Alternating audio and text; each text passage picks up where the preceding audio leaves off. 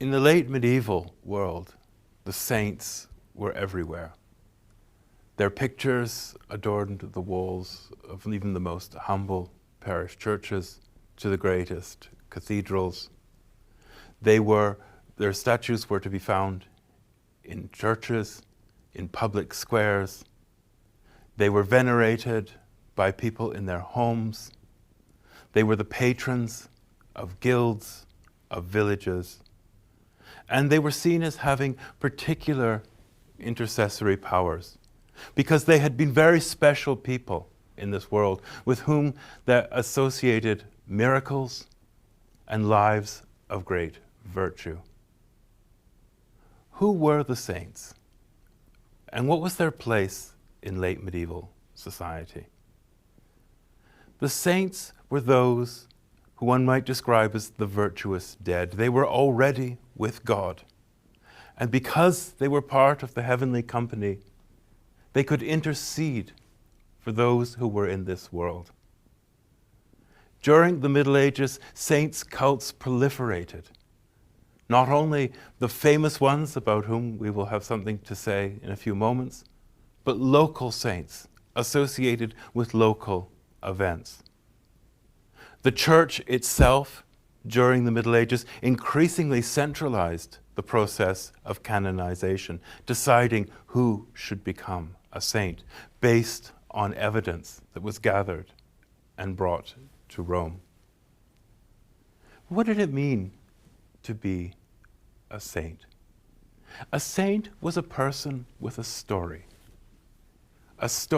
in which the person may come from humble beginnings or could be an aristocrat, in which there might well be a conversion, hardship, suffering, but also miracles and signs of divine favor, and suffering in the imitation of Christ for the benefit of others. There are innumerable stories of saints in the medieval period. And to pick one amongst many that came from the early church and enjoyed particular favor amongst medieval Christians is the story of St. Barbara from the 3rd century, represented here in a 15th century painting. Barbara came from an aristocratic family in what is modern-day Turkey. She converted to Christianity while her father was away, having put her in a tower. While she was imprisoned, she ensured that 3 windows opened up, representing the Trinity. And in pictures of Barbara, one often sees her holding a tower, a sign not only of her faith, but of the presence of God in Trinitarian form.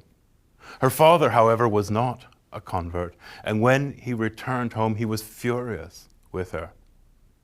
She was arrested and tortured. Yet every time she was tortured, the next day, her wounds miraculously healed. The torches which were lit to punish her, to burn her, miraculously would go out. Finally, it was decided that she should be executed. And her father, almost unbelievably, said that he would carry out the execution himself. And this is the scene we see represented here. Barbara went to a holy death at the hands of her own father, who was not converted to the faith. And his punishment would be that he was struck down by lightning and killed. The association of Barbara, rather strangely, is with armorers and those who made weapons. She became a patron saint of theirs, representing the way in which saints became associated with particular groups of people, particular localities.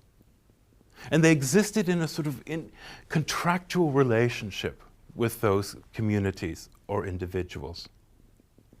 Your patron saint would intercede on behalf of you if you venerated that saint. So there was this mutual obligation that if the saint would protect from plague, in the figure of Saint Sebastian, whom we will encounter in the Isenheim altar, or Saint Roche. But there were saints associated with almost every aspect of life, from toothache to the failure of harvest. But saints also had a physical presence in the world. They left behind something that could be the object of veneration. And it's important for us to know that saints were not worshipped. God alone is worshipped. Saints were venerated. They were honored for the lives that they had led, but they were honored for what God had done through them, not because of their own person. But their very body became an object of veneration. From the early days of the church, the development of martyr cults led in the Middle Ages to an extremely elaborate world of venerating the remains of saints, bones, relics, clothing, anything that was associated with them. These relics were thought to be objects that could bring grace and power of intercession. So to be in their presence was to enjoy great spiritual benefit, not only for the living, but for the dead. Reliquaries, places where the remains of bones of saints, whether a skull or a finger, were spread across the churches of Western Europe and became the locations to which people would go to ask for favors, to pray on behalf of others, to seek guidance or help. Perhaps one of the most extraordinary reliquaries is this Italian one from the 14th century, beautifully illuminated and crafted, here with the scene of the crucifixion, the front. It contains within it the relics of the true cross, the bones of James and Andrew and Paul, a whole array of saints, including those of the 11,000 martyrs. Such reliquaries, though not as dramatic as this one, were to be found in almost every church and became a center of the devotional lives of the people.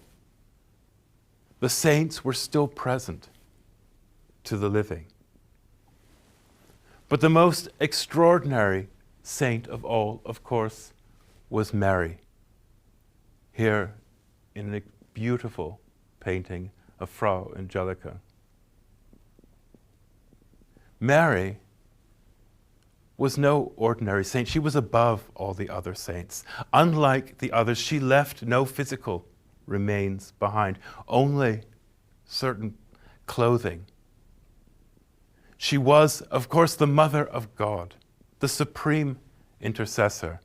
And during the late Middle Ages, devotion to her cult grew and grew. Mary was the Queen of Heaven. She was a Lady of Sorrows. She had many titles. And Mary alone, in the Ave or the Salve Regina, was part of the liturgy and worship of the church. Her name was venerated in song in churches throughout Western Europe. She was the supreme intercessor. And her cult was expressed in art from the Book of Hours to forms of devotion, it's like the rosary, in pilgrimage, and in song. The saints were the dead who were very present in the world. They protected the living. They interceded for them.